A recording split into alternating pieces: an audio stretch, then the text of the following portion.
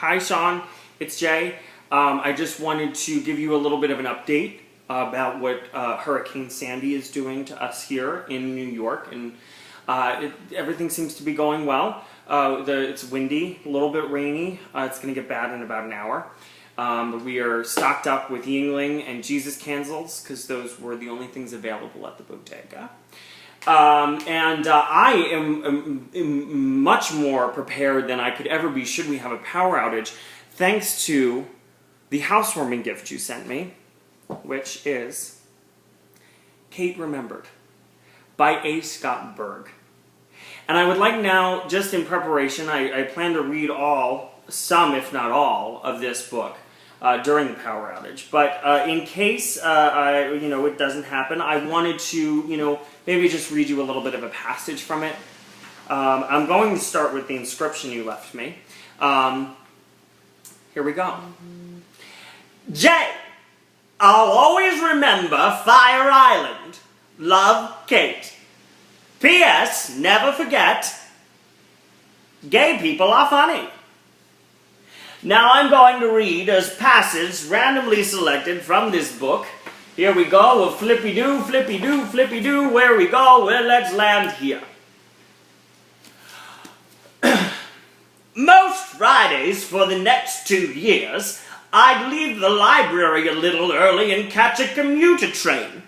The Shoreline East. Now, I remember the Shoreline East. There was a lot of cocaine, and there was also a lot of water bottles just strewn across for absolutely no reason.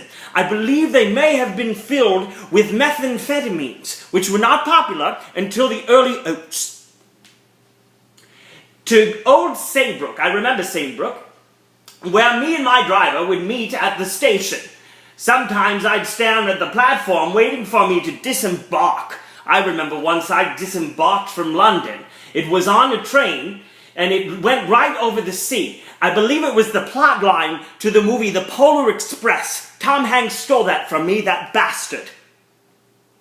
We'd make a stop or two in town. Do you want some ice cream? Come over for lunch. Before crossing the causeway to Fenwick. Then we'd sometimes take a swim and meet up at the fire at 6 for drinks and dinner. Now I remember what my diet consisted of at that time in my life. It was simply toast crust, not the toast. I wanted only the crust and a dry beefeater martini up on the rocks, both at the same time. You know what I mean. I like the glass, but I don't no need to explain. You know what I'm talking about, Sean. Anyway, that is what I had for dinner, and it was so I remember Spence and Bogey. They would say to me, "Now, darling, all you've had today was a beefeater up on the rocks with a piece of toast crust, and you can't get too close to the fire. You don't want to do that because you might explode."